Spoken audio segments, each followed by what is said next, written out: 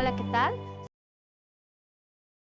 El día de hoy estamos justamente con ustedes para compartir información acerca de una enfermedad muy prevalente a nivel mundial y mucho más prevalente o más frecuente a nivel de la península. Estamos el doctor Arturo Cortés Telles, él es neumólogo de adultos y fisiólogo respiratorio, y su servidora Esperanza Figueroa Hurtado. Yo soy neumóloga pediatra y tengo una alta especialidad en broncoscopía pediátrica. El día de hoy vamos a abordar un tema sumamente interesante para muchos y es el asma, ¿no? ¿Qué es el asma, doctor Cortés? ¿Nos puede platicar así en términos generales para que todos podamos entender? Claro que sí, doctora.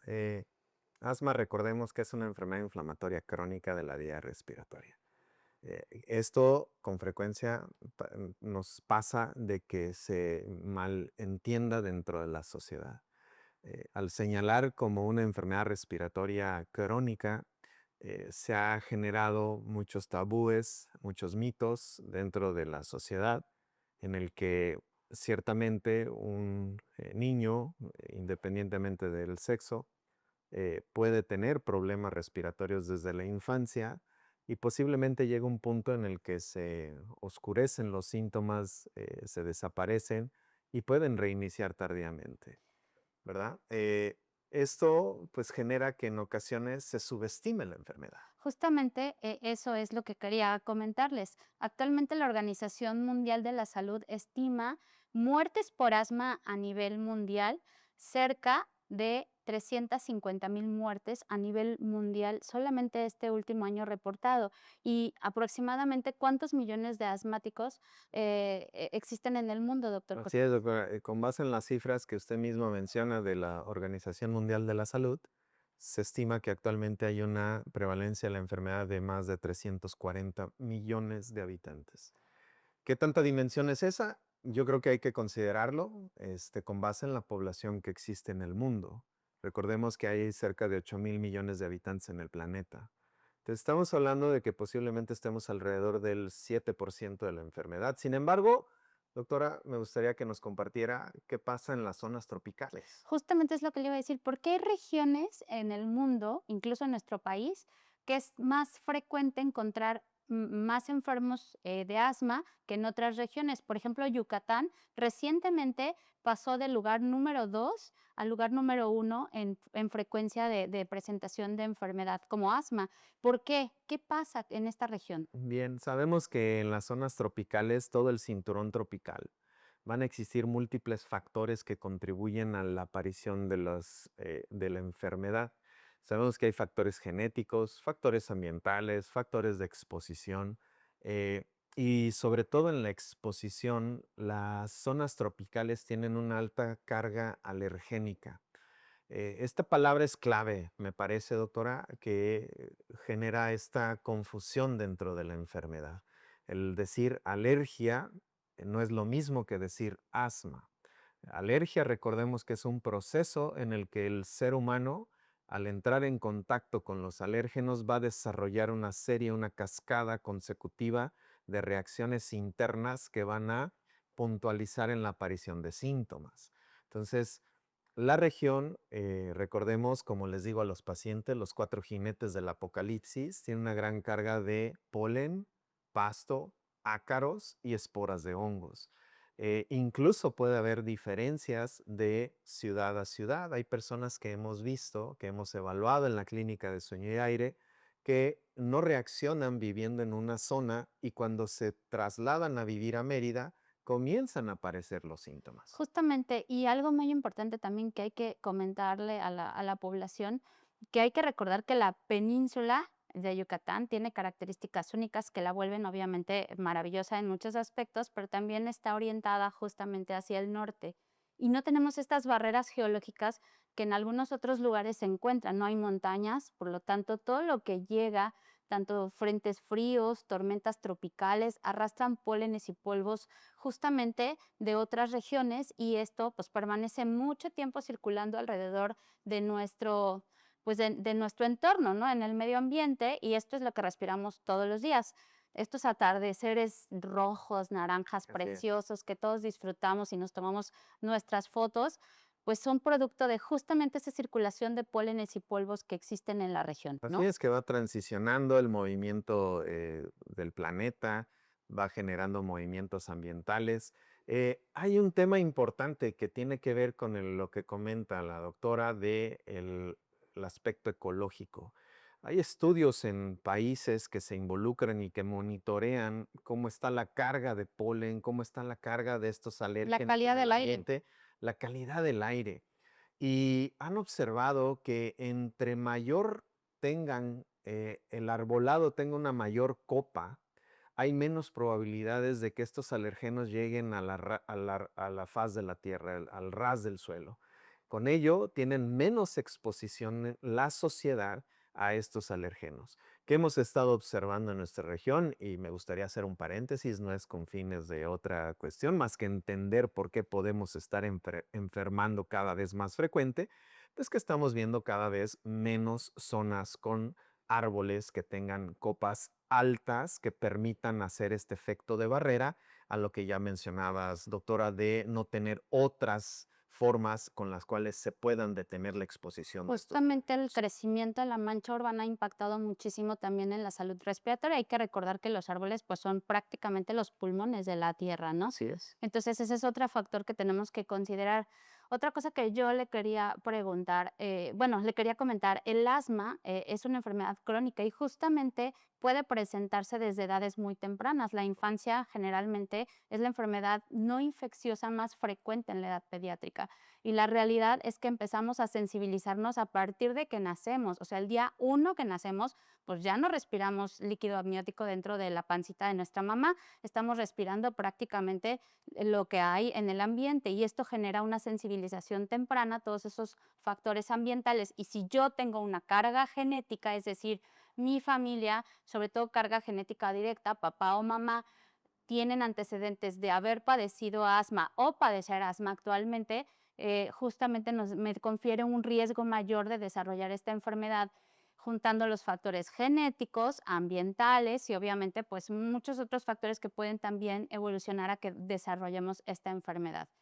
En cada embarazo de una paciente, por ejemplo, que tiene antecedentes de asma, tienes el 25% de riesgo de que tu hijo pueda tener asma en el transcurso de la vida. Así es, entonces me parece que para sintetizar un poquito esta información con el mensaje clave, nuestra región donde estamos ubicados, pues es una región que tiene una mayor frecuencia de presentación de la enfermedad, que estamos expuestos a una gran carga de múltiples alérgenos en el ambiente que van a contribuir con los síntomas y por eso es muy trascendental que se hagan evaluaciones óptimas enfocadas en la búsqueda intencionada de estos síntomas cuando empezamos a desarrollar los problemas. ¿Qué pasa en la infancia, doctora? Yo creo que debemos de brindar esta información en la que la sociedad esté mucho más alerta de qué debo de hacer, más allá de que un diagnóstico recurrente en la población pediátrica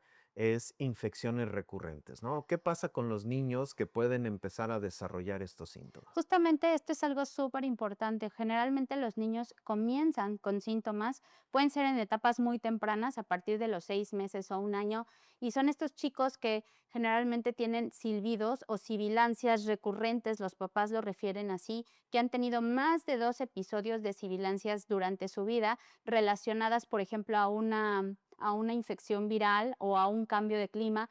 Tienen estos episodios de sibilancias que se caracterizan generalmente por que empiezan por la noche, que aumenta la tos, que aumenta la congestión y estos niños generalmente evolucionan a dificultad respiratoria leve o moderada. La gran mayoría son atendidos por médicos pediatras o médicos familiares y los nebulizan y mejoran.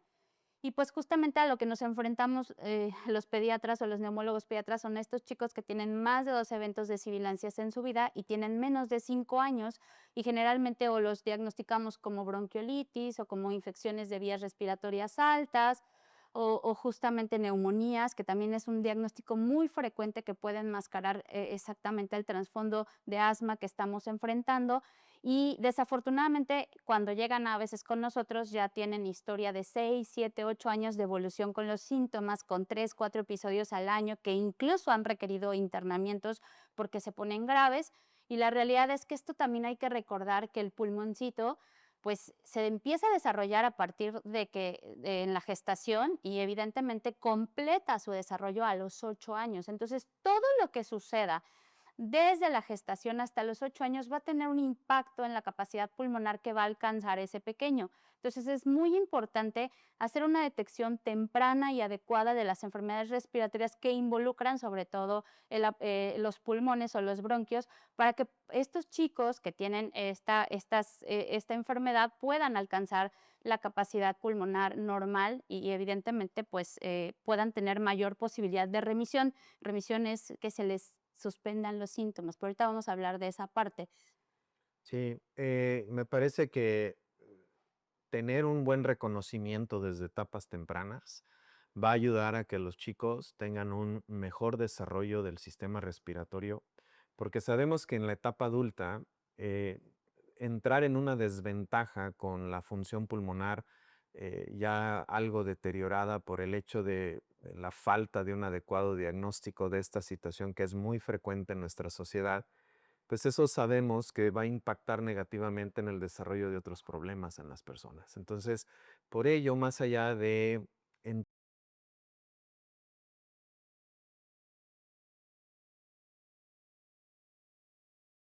los primarios, con esquemas primarios en áreas, es decir, médicos de primer contacto, siempre es importante que deba de ser evaluado por el médico especialista para que podamos tener claro si esa persona va a requerir tratamiento de manera convencional, de manera rutinaria, más allá de solo un breve tiempo, que suele ser muy común. Y esto lleva a la recurrencia de los síntomas y que cuando llegan a tu consulta, doctora, es una constante de que estos niños traen múltiples episodios recurrentes a lo largo de la vida. Ahora, ¿cómo diagnosticamos asma? En niños y adultos, la realidad es que es diferente, a pesar de que, digo, compartimos características importantes, somos humanos, al final del día, en los niños, pues el diagnóstico de asma puede enfocarse únicamente en factores genéticos, antecedentes familiares de asma, presencia de sibilancias recurrentes y algunos otros estudios de laboratorio, si son menores de 3 años, que tenemos que solicitar para ver un perfil de inflamación, ver si tiene un perfil de inflamación tipo alérgica, ¿no? Pero justamente requiere ese pensar, ese abordaje adecuado. Y en los niños un poquito más grandes y en los adultos, ¿cómo diagnosticamos asma? Claro, pues tomamos en cuenta el mismo escenario, los antecedentes de la familia, los episodios recurrentes, tal vez con toque de fibras sensibles. Sin embargo, me parece que es el deber ser de reconocer las cosas, ¿no? Con frecuencia a la sociedad se le ha generado esta constancia de, es que es mi alergia, es que es mi alergia. Les digo yo, no puede ser que sea una alergia. Tenemos que entender cuál es el problema final que está llevando a la recurrencia de síntomas. Es importante mencionar, cada vez de que un niño o un adulto tiene una crisis, lo que se está lastimando es el funcionamiento del sistema respiratorio. Y es muy lamentable que en ocasiones lleguemos a atender pacientes cuya función pulmonar está notablemente deteriorada. Y cuando conocemos el historial, pues se debe justo a eso, a un retraso en el diagnóstico oportuno. Esta carga de Que síntomas, genera tratamientos inadecuados. indudable, o Pero sea, pero, ¿qué estudio yo le pido a mi sí, paciente para que, pues, el público en general conozca? claro. ¿Qué estudio le debe solicitar a su médico que le pida para hacer el diagnóstico de asma? Usted ya mencionó unos que son importantes, estudios de sangre que nos van a permitir conocer cómo está la respuesta inflamatoria. Hay celulitas encargadas de generar este problema. Es tan sencillo como pedir una biometría hemática, que es el examen básico de conocer cómo se encuentra la Sí. sangre, y tal vez una de respuesta alérgica, que es la inmunoglobulina E. Eso es sencillo de obtener. Hay múltiples laboratorios en nuestra región que se encargan de hacer estas mediciones. Y como ya mencionábamos, importante el funcionamiento respiratorio, el funcionamiento pulmonar. Usted ya lo mencionaba, doctora. Desde pequeños, a partir de los 3 años, pueden hacer pruebas de función pulmonar. La prueba más estandarizada que tenemos es la espirometría con broncodilatador, en el que una persona sopla a través de unos aparatos para poder medir su capacidad pulmonar y particularmente ver si esos bronquios tienen o no algún problema en la existencia de obstrucción a la salida del aire. ¿Y qué tan grave es la obstrucción? La obstrucción puede ser de diferentes niveles de gravedad y nos va a dar a nosotros el mismo estudio ese panorama de qué tan grave es el asunto. Y en los más pequeños, hoy en día, pues tenemos también en nuestra región un lugar donde nos pueden hacer pruebas como la oscilometría de impulso. Esta prueba también va a ayudar a entender cómo se encuentra la resistencia, es decir, la dificultad con la cual pasa el aire a través del sistema respiratorio para que logre inflar la persona el pulmoncito. Todas estas pruebas solemos nosotros referirlos a un laboratorio que se llama OLOS, que se encuentra en el edificio Altabrisa Millennium, donde el personal certificado, calificado y con los estándares de atención basados en lineamientos mexicanos e internacionales generan pruebas con alto nivel de calidad. Ahora, yo le voy a decir por qué para mí es súper importante evaluar la función respiratoria en los pacientes pediátricos. A mí me pasa mucho que son niños que tienen muchos años con síntomas y vienen caminando tranquilos, pues los siento, les hago su historia clínica, los reviso y escucho que tienen sibilancias, pero están tranquilos. La saturación 95, 96, tranquilos. A lo mejor un poquito de frecuencia cardíaca alta, pero nada más. Los mandamos a hacer la prueba de función pulmonar y tienen obstrucciones graves. Y entonces decimos, ¿cómo es que una obstrucción grave, que es como para que estuviera hospitalizado, el niño está tan tranquilo? Pues justamente son personas, sobre todo los niños, que se adaptan mucho, normalizan estos síntomas de obstrucción grave y normalmente son niños pues quietos, que no corren, que se portan muy bien, que prefieren leer o hacer actividades justamente que no les generen síntomas, ¿no? Porque pues se dan cuenta de esta dificultad que tienen, pero esto pues no es normal y al final esta obstrucción grave a la cual están sometidos de forma persistente está impactando mucho en cuánto se va a deteriorar su función pulmonar a largo plazo, ¿no? Entonces, por eso para mí es sumamente importante evaluar para hacer el diagnóstico y para hacer el seguimiento, porque eso también me da una idea de si están o no justamente controlados, porque podemos decir, no, todo muy bien, todo excelente, pero pues el niño está acostumbrado a estar con esta obstrucción. Así es, ahí es donde interviene, por ejemplo, cosas que con frecuencia no se miden, que es la calidad de vida. La calidad de vida de los chicos muchas veces se atribuye o se les da un mal entendimiento de que no quiere participar, no quiere asistir a cuestiones de donde se demanda un esfuerzo físico, o él es tranquilo, él no es de los que ande corriendo. Claramente no va a poder hacerlo porque ya lo intentó, ya pudo interactuar con el resto de sus compañeros y no se desempeñó a la par de cada uno de ellos. Si bien puede haber diferencias, pero no deben de ser tan marcadas. Cuando esto ocurre, lo primero que nos debe de alertar es que algo puede no estar funcionando de manera adecuada. Y ahí se suman todos los elementos que hemos platicado a lo largo de esta charla para que como papás de esos niños nos alertemos y digamos, es muy probable que tengamos que acudir con un especialista. Así es, justamente. Y pues estos pacientes están más vulnerables a que cualquier baja más, una infección viral por influenza o algo así, pueda generar una crisis grave, más obstrucción y terminen intubados en terapia intensiva y con alto riesgo pues, de generar complicaciones e incluso fallecer. Así es, doctora. Entonces, ya vimos que qué tan frecuente es. Posiblemente hay que poner un asterisco. En la región de la península, los datos limitados que tenemos en nuestro país, pero estamos alrededor del 15% de la población. Así es. Entonces, si actualmente rebasamos el millón de habitantes en nuestra ciudad, pues estamos hablando de que alrededor de 150,000 personas allá afuera tienen este problema de Niños asma y adultos. entre niños y adultos, es correcto. Todos ellos requieren de evaluaciones. También hablamos de los factores que predisponen, los síntomas, la manera en la que posiblemente llevemos a la certeza el diagnóstico, pero hay una cosa que quiero preguntarle, doctora, Díganme. que sobre todo se ve en la infancia y es el mito de los tratamientos. Así es. La exposición con algunos fármacos en particular que genera muchas dudas porque hay historia que ha contribuido con esas dudas, pero de aspectos negativos Claro. y evitan que los niños tengan un adecuado tratamiento. Ese es un problema, la desinformación o la infodemia, que pues ya hemos escuchado en muchos lugares, genera principalmente esa transmisión de información no real y justamente los papás, pues en este sentido de intentar que sus hijos estén lo mejor posible, deciden suspenderles el tratamiento inhalado, que generalmente es un broncodilatador de acción prolongada y un esteroide inhalado por a dosis muy bajitas. Entonces, la realidad es que estos tratamientos que reciben a largo plazo, aparte de controlar la enfermedad y disminuir el riesgo de tener una crisis grave, tienen muy pocos efectos adversos administrados a dosis adecuadas y seguidos pues, a largo tiempo, ¿no?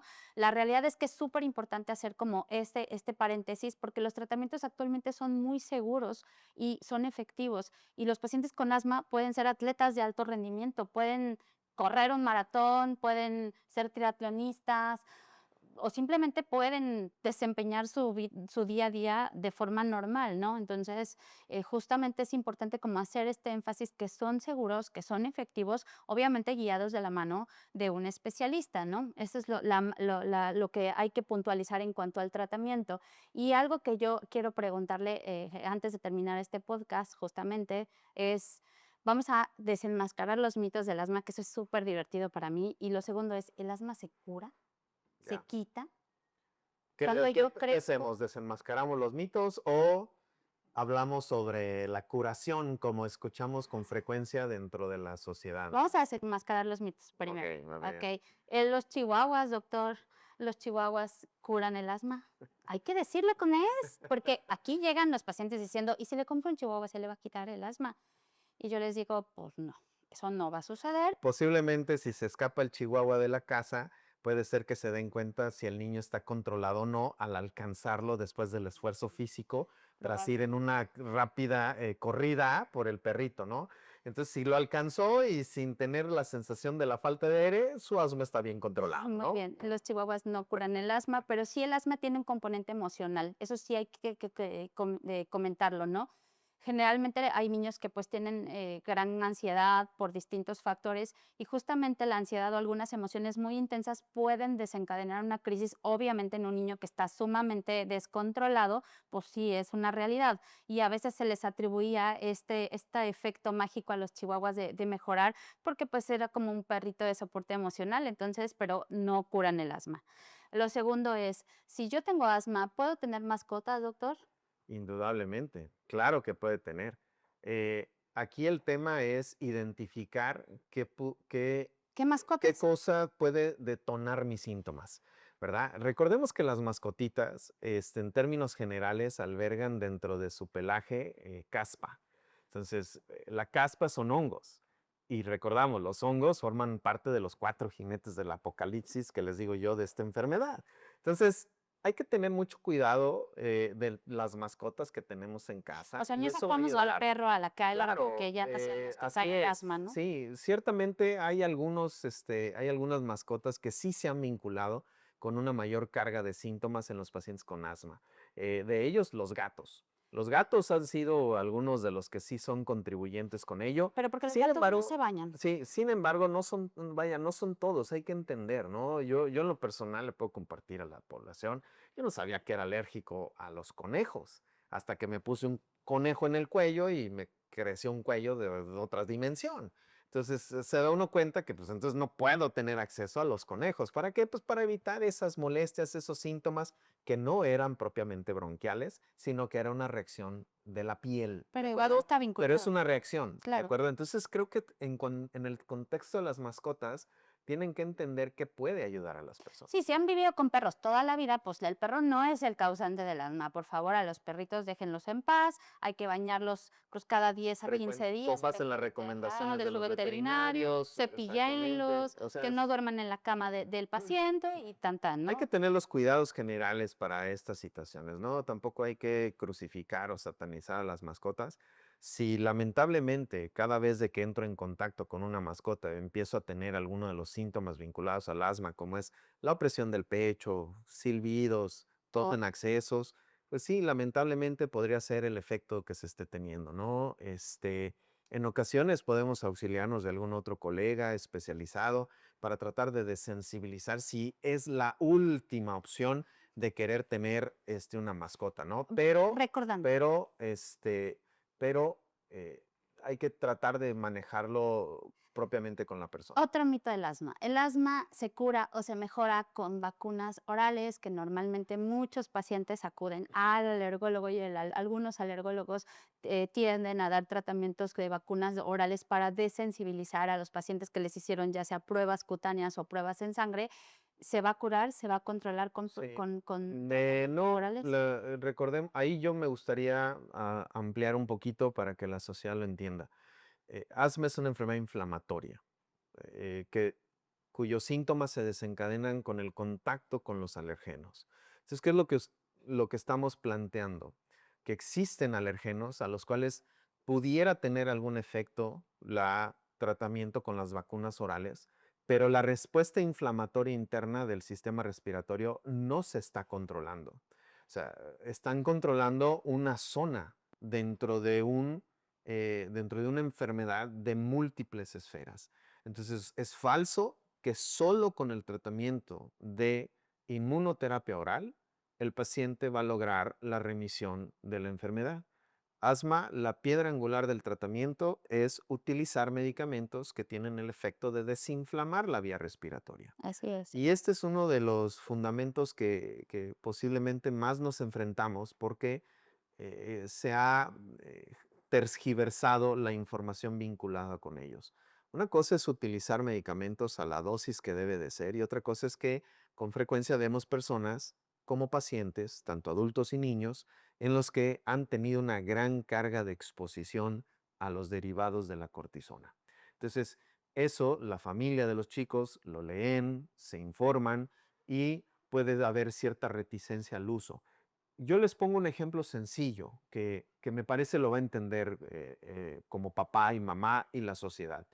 Ese problema, esa forma simple de ver las cosas es la dosis disponible de cortisona tomada en el mercado es de 5 miligramos. 5 miligramos. Las dosis que administramos o que prescribimos nosotros para los pacientes con asma vienen en microgramos. Es decir, para que tengan una idea, tomar una pastilla de prednisona en una sola dosis un día, ya la persona adquirió o ya la persona consumió 5 miligramos, que es equivalente a 5,000 microgramos.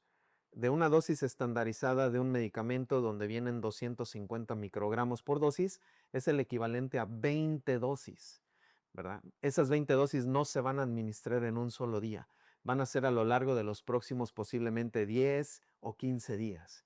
Entonces vean cómo es diferente cuando ya se tiene más contextualizado la importancia que tienen estos medicamentos en el tratamiento del asma correctamente prescritos y eso es a cargo de los especialistas en medicina respiratoria. Justo, que son dosis muy pequeñas que actúan únicamente en la vía respiratoria, a diferencia de los que tomamos vía oral, que sí actúan a nivel de pues, todo el cuerpo, ¿no? Generando todos los efectos adversos.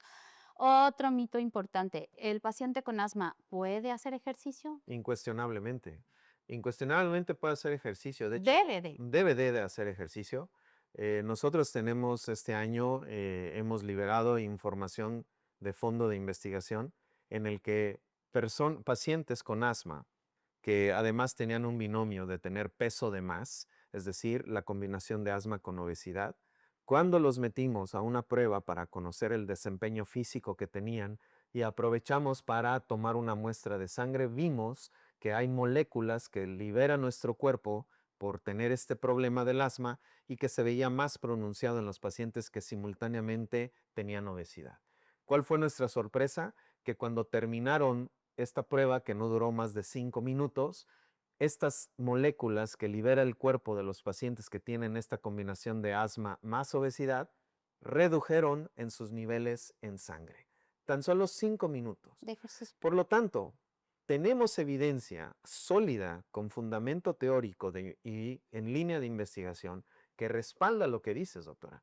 Todo paciente con asma debe realizar actividad física y si tiene límite, debe comunicárselo al médico. ¿Para qué? Para poder hacer evaluaciones objetivas que me permitan hacer ajustes de los medicamentos y con ello les permita llevar su vida convencionalmente. Ok, eso también es súper importante.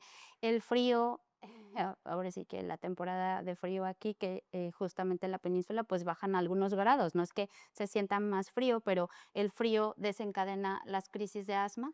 Digamos que sí puede contribuir, pero sobre todo lo vemos más en los pacientes que no están controlados. O Justamente. sea, ahí por eso hay que entender estas diferencias. El paciente que está controlado con frecuencia no lo dice. Tenía miedo del siguiente frente frío, tenía miedo del cambio de clima con las lluvias. Sin embargo, desde que iniciamos el tratamiento para corregir el problema, dejé de tener los síntomas cuando ocurrían estos cambios. Pues, ¿cuál era el problema de fondo? Que tenía una enfermedad que no estaba controlada.